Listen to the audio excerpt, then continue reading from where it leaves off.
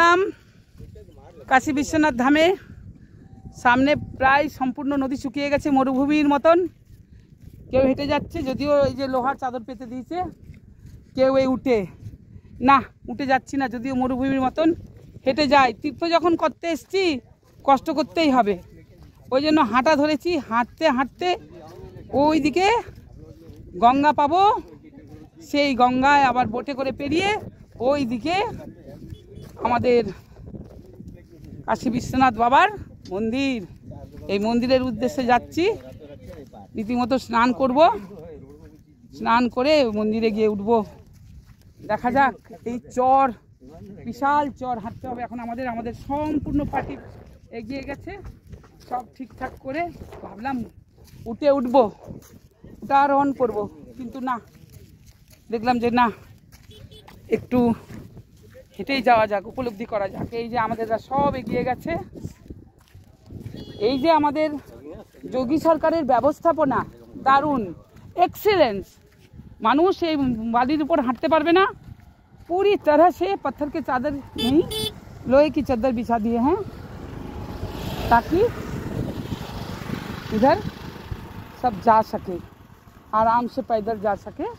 बालू में पैर धंस जाता है, चल नहीं पाते, बालू गर्म भी हुआ है, इसीलिए आज के लिए इतना ही। फिर घाट के समय घाट पे जा रही हूँ, काशी घाट मंदिर के बगल में मणिकर्णिका घाट में, हाँ सब जल रहा है। चलिए फिर से कोई स्कूटर ले चुके हैं, जा रहे हैं हम लोग घाट पे। जा रहे हैं, पत्थर के लोहे के चादर बिछाए हुए, देखिए इस तरह से। कष्ट नहीं तो तीर्थ कैसा, इसलिए कष्ट करके ही जाने का ठान लिए हैं। चलते हैं पैदल, फिर भेंट होगी। बाय। हर हर महादेव, जय शिव शंभु, अलख निरंजन, अलख निरंजन। এখন স্নান করে উঠলাম গণেশ ঘাটে, এখন ভোসলে ঘাট দিয়ে যাচ্ছি। দেখুন এই বিশাল বিশাল মন্দিরের বিল্ডিং, দেখুন আমরা সব এসছি কর্নারে। कलकत्ता से कलकत्ता। चलो चलो आसो आसो आसो, गैप करो ना, गैप करो ना। थोड़ी थोड़ी सीख रहे हैं हम आपसे। सीख लो, थोड़ी थोड़ी सीखना ही पड़ेगा। गंदी बात। हाँ দেখুন এই ভব্য ভব্য ইমারত। এখন পৌঁছে গেছি আমরা। দেখুন স্নান করে উঠছি, না কিছু কোনো প্রস্তুতি নেই, একদম ন্যাচারাল অবস্থায় সুন্দর। এই যে ভোলানাথের ডুগডুগি কই মাস্টারমশাই কই? ওই যে ভোলানাথের ডুগডুগি কিনবে বললে, দেখো ও বাবা কিনতে সাধু সন্তদের। গঙ্গা মহল ঘাটে এসেছি। এই যে এই যাবা না, উনি সঙ্গ ধরো না।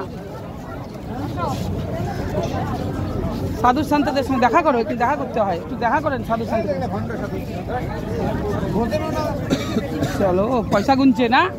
হ্যাঁ হ্যাঁ, এগুলো পয়সা গুনছে, ঠিক, এগুলো ভণ্ড সাধু। मणिकर्णिका घाटेर उद्देश्य আমরা চলেছি। एक फोटो प्लीज, वीडियो चल रहा है। Your name please? शिखा। नमस्ते।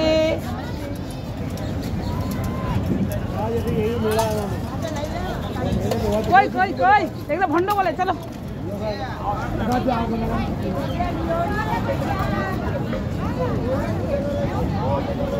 हर हर महादेव, हर हर महादेव। साधु सन्तरा सब बसे आছেন, आशीर्वाद করছেন।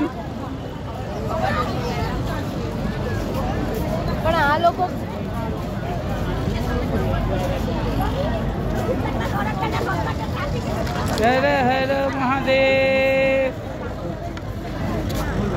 মহাশিবরাত্রিতে মহাকুম্ভের পরিসমাপ্তি। বিশ্বের সর্ববৃহৎ জনসমাগম হলো এই মহাকুম্ভ। মহাকুম্ভে সমগ্র হিন্দু সমাজের ঐক্যবদ্ধ চেহারা ফুটে উঠেছে। সম্মানিত দর্শক, ভিডিওতে কাশীর বিখ্যাত বিশ্বনাথ মন্দিরের বাইরের অংশ দেখতে পাবেন। কারণ কাশীতে গিয়ে বিখ্যাত বিশ্বনাথ মন্দিরের ভিতরে প্রবেশ করতে পারিনি। এত বিশাল লম্বা লাইন যে আমার মনে হলো 2-3 দিনেও এই লাইন শেষ হবে না, তাই বাইরের অংশ দেখে ফিরে এসেছি। অবশ্য জায়ান্ট স্ক্রিনে জ্যোতির্লিঙ্গ দর্শন হয়েছে। নমস্কার, আপনারা শুনছেন উত্তরের কণ্ঠ।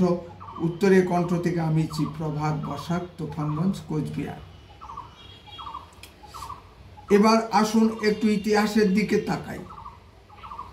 প্রায় 400 বছর আগে অর্থাৎ 1669 সালে যখন মুঘল সম্রাট ঔরঙ্গজেব দ্বিতীয়বার কাশী আক্রমণ করে দখল করতে আসে, তখন এই নাগা সাধুরা বীর বিক্রমে ত্রিশূল হাতে নিয়ে বাধা দেয়। প্রায় 40,000 নাগা সাধুর মৃত্যু হয়।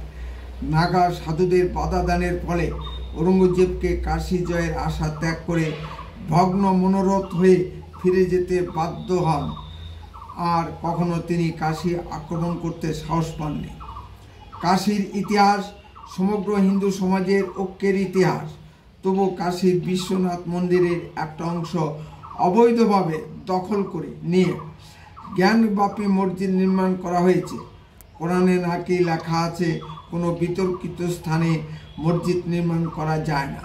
ভারতের মুসলিমরা সেটা মানেন না।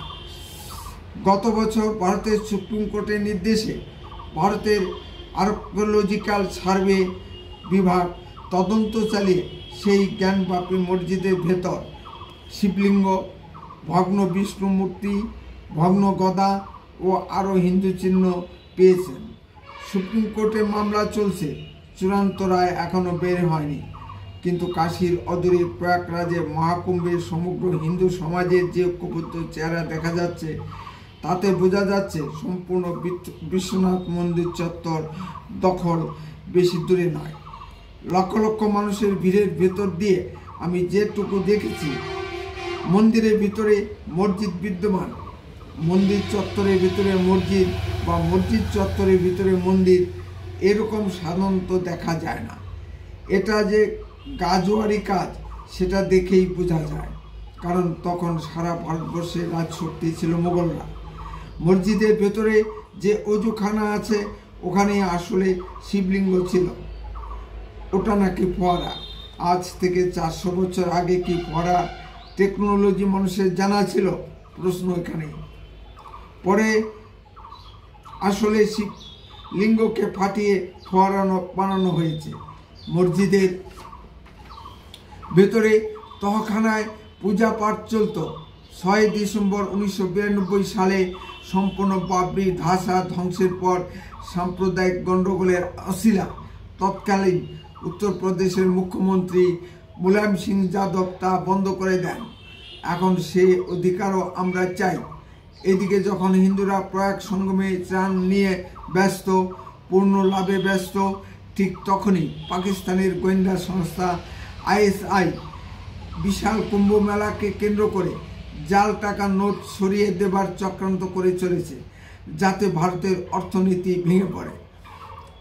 সদা জাগ্রত উত্তরপ্রদেশের মুখ্যমন্ত্রী মাননীয় যোগী সরকারের পুলিশের হাতে 10 জন শান্তির দেবদূত আটক হয়েছে, অর্থাৎ গ্রেপ্তার করা হয়েছে।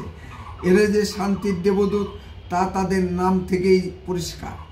এখন এরা মাননীয় মোদিজির কাছে ক্ষমা প্রার্থনা করছেন।